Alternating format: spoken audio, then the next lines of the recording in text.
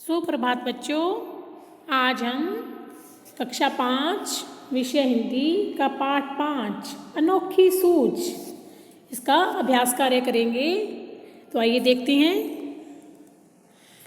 सबसे पहले है शब्द अर्थ। मान्यवर क्या है? मान्यवर मान्यवर यानी सम्मान सूचक संबोधन। मान्यवर, महोदय, है ना, ये सब क्या है? सम्मान सूचक संबोधन। ब्रह्मा ब्रह्मा प्रजापति। ब्रह्मा किसे कहा गया है? प्रजापति को। इस सृष्टि को रचने वाले कौन है? ब्रह्मा जी। शांतिपूर्वक शांति के साथ, शांतिपूर्वक शांति के साथ। मिष्ठान मिष्ठान मिठाई या फिर मीठा अन्न। क्या होता है मिष्ठान? मिठाई या फिर मीठा अन्न। मुँह ताकना, मुँह ताकना देखते रहना। टूट पड़ना, टूट पड़ना झपटना। जो दानव थे वो भोजन पर टूट पड़े, लड्डुओं की थाल पर टूट पड़े थे ना, टूट पड़ना यानी झपटना। उच्चारण के लिए सबसे पहले शब्द है मान्यवर।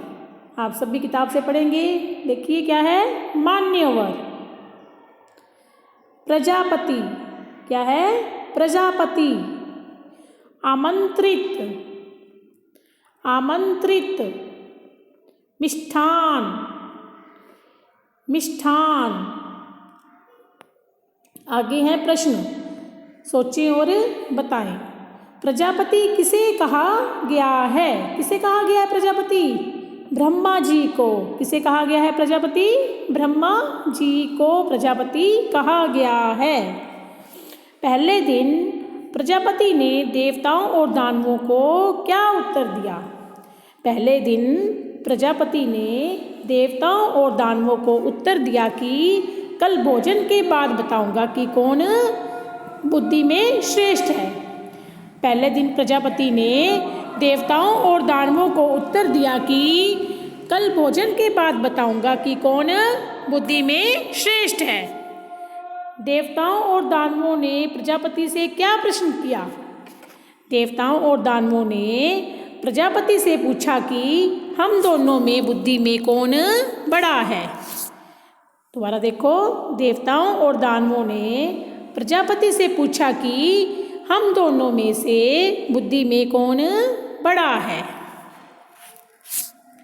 आगे है रेगिस्तानों की पूर्ति करो। यहाँ पर आपको शब्द दिए हुए हैं, उनको रेगिस्तान में भरना है कि कौन से में कौन सा आएगा। भोजन के बाद बताऊंगा कि कौन बुद्धि में श्रेष्ठ है, तो पहले में पहला ही आ जाएगा। क्या आ जाएगा यहाँ पे? श्रेष्ठ। भोजन के बाद बताऊंगा कि कौन बुद्धि में श्रेष्ठ है। आ ही गए हैं तो क्या देनी पड़ेगी? परीक्षा। यहाँ पे क्या आ जाएगा? परीक्षा। आ ही गए हैं तो परीक्षा तो देनी पड़ेगी। परीक्षा। वे उन्हें पाने के लिए क्या करते रहे? लपकते रहे। क्या आ जाएगा यहाँ पे? लपकते। वे उन्हें पाने के लिए लपकते रहे। हाँ, क्या आएगा यहाँ पे? खुद भी खाओ और दूसरों को भी खाने दो। पहले में खुद और दूसरे में दूसरों। यहाँ पे खुद, खुद भी खाओ और दूसरों। यहाँ पे क्या आ जाएगा? दूसरों, दूसरों को भी खाने दो। अब नीचे दिए गए वाक्य सही होने पर सही का निशान और गलत होने पर गलत का निशान लगाएं। नीचे कुछ वाक्य दिए गए हैं, अगर वो सही है तो आपको सही का निशान लगाना है, और अगर वो गलत है तो आपको गलत का निशान लगाना है। देवताओं और दानवों में युद्ध होता रहता था। सही है या गलत है? सही है। देवता और दानव दोनों को एक ही कमरे में बिठाया गया। सही है या गलत है? गलत है। दोनों को अलग अलग कमरों में बिठाया गया था। प्रजापति ने बिना शर्त भोजन करवाया। सही है? नहीं, गलत है ये भी। प्रजापति ने भोजन करने की शर्त रखी थी। क्या शर्त रखी थी? कि बिना कोने मोड़े भोजन करना है ना। आगे है देवता परीक्षा में श्रेष्ठ निकले। सही है या गलत है? सही है। देवता परीक्षा में श्रेष्ठ निकले थे। आगे प्रश्न है, प्रजापति ने भोजन करने के लिए किनको आमंत्रित किया? तो क्या उत्तर आएगा? प्रजापति ने भोजन करने के लिए देवताओं और दानवों को आमंत्रित किया। दोबारा देखो, प्रजापति ने भोजन करने के लिए देवताओं और दानवों को आमंत्रित किया। प्रजापति ने भोजन करने की क्या शर्त रखी? प्रजापति ने शर्त रखी कि भोजन बिना कोहनी मोड़े करना है। क्या शर्त रखी? प्रजापति ने शर्त रखी कि भोजन बिना कोहनी मोड़े करना है।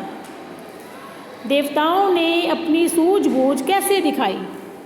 देवताओं ने एक दूसरे के मुँह में लड्डू देकर भोजन किया और इस तरह अपनी सूझबूझ दिखाई। दोबारा देखो, देवताओं ने एक दूसरे के मुँह में लड्डू देकर भोजन किया और इस प्रकार अपनी सूझबूझ दिखाई। शोरगुल कौन कर रहे थे और क्यों? शोरगुल दानव कर रहे थे क्योंकि वे लड्डू उछाल उछाल कर खा रहे थे और लड्डुओं को लपकने के लिए वे शोरगुल कर रहे थे। दोबारा देखो, शोरगुल दानव कर रहे थे क्योंकि वे लड्डू उछाल उछाल कर खा रहे थे और लड्डुओं को लपकने के लिए वे शोरगुल कर रहे थे। प्रजापति ने किसको श्रेष्ठ बताया और क्यों? प्रजापति ने देवताओं को श्रेष्ठ बताया क्योंकि उन्होंने सहकार की भावना से काम किया। उन्होंने खुद भी खाया और दूसरों को भी खिलाया।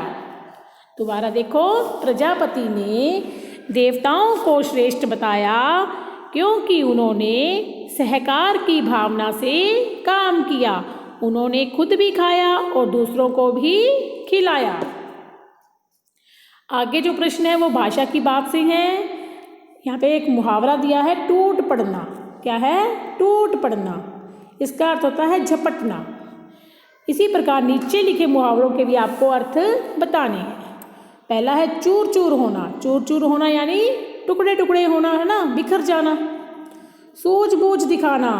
सूझबूझ दिखाना यानी समझ से काम लेना, बुद्धि से काम लेना। सूझबूझ दिखाना, समझ से काम लेना।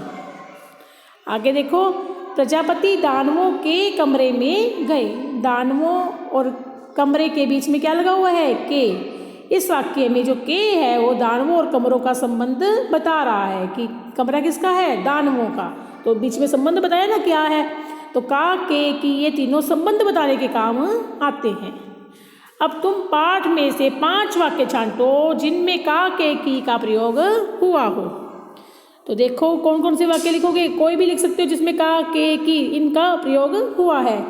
जैसे वे एक दूसरे का मुँह ताकने लगे। प्रजापति की आज्ञा का पालन होना चाहिए। प्रजापति की आज्ञा। अब प्रजापति और आज्ञा में क्या संबंध है? किसके द्वारा बताया गया? ये की के द्वारा। वे लड्डू एक दूसरे के मुँह में देने लगे। एक दूसरे के मुँह में देने लगे तो के से एक दूसरे के मुँह से इनका संबंध जुड़ रहा है।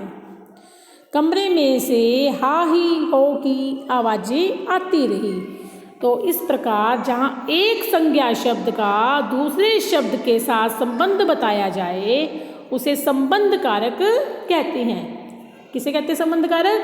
जहाँ एक शब्द का दूसरे शब्द के साथ संबंध बताया जाए उसे संबंध कारक कहते हैं।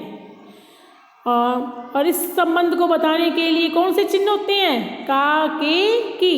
इन चिन्हों का प्रयोग किया जाता है। संबंध को बताने के लिए का, के, की इन चिन्हों का प्रयोग किया जाता है। तो संबंध कारक किसे कहते हैं? जहाँ एक संज्ञा शब्द का दूसरे शब्द के साथ संबंध बताया जाता है और उसे बताने के लिए का, के, की इन चिन्हों का प्रयोग किया जाता है उसे संबंध कारक कहते हैं।